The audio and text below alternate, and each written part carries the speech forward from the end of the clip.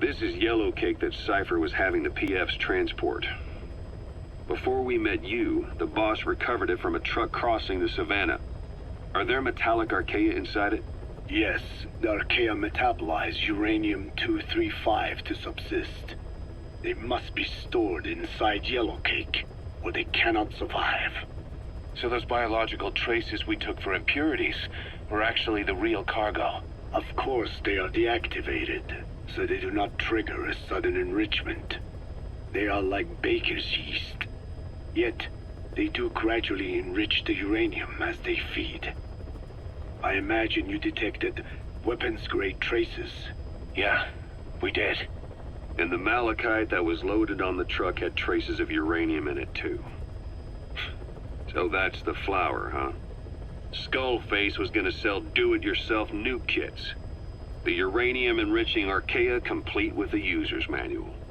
And the ores with the uranium could be sourced by the client or provided by Cypher.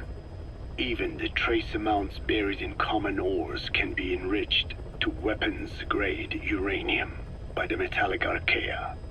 Proving that must have been the most important factor of the trials. That and the ability to successfully prevent detonation. So if the amounts of uranium in the ores are low enough, they can get past any inspection. And you only need a tiny amount of the Archaea to act as the yeast. No great challenge to smuggle that either. The first step towards saturating the world with nukes. His plan. That was not my intention. My only goal in developing the metallic Archaea was to save the Dene. What made you think a tool for creating undetectable nuclear weapons would save your people? After 70 years, the Dene reclaimed the Navajo nation from which we were banished.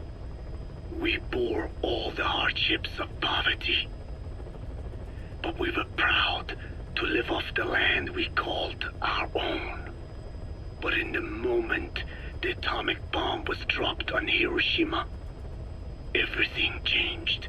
I don't get it. The nuclear arms race between the US and the Soviet Union began with the end of the Second World War. Suddenly, there was a massive demand for uranium. And it was our ill fortune that the ground beneath the Navajo Nation was rich with uranium ore.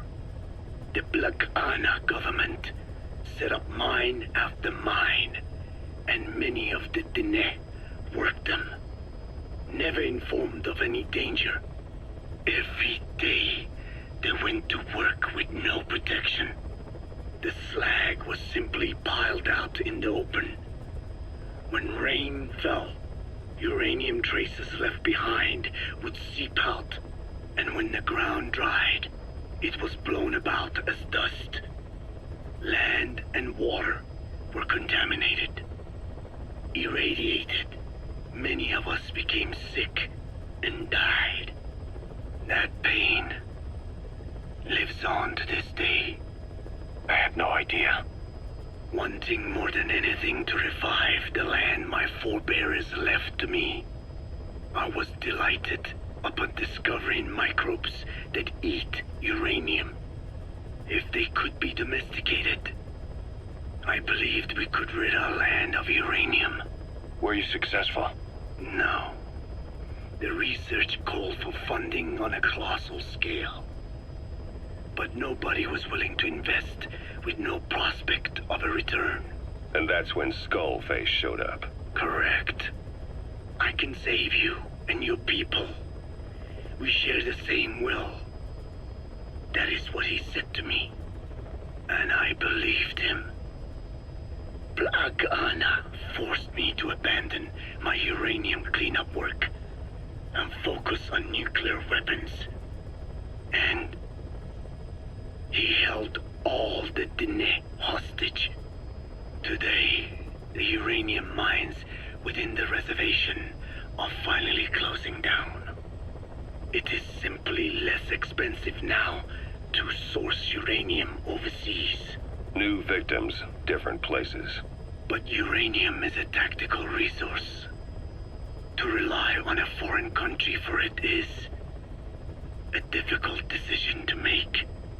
And he was in the perfect place to influence that decision. He could have condemned your people to the mines forever.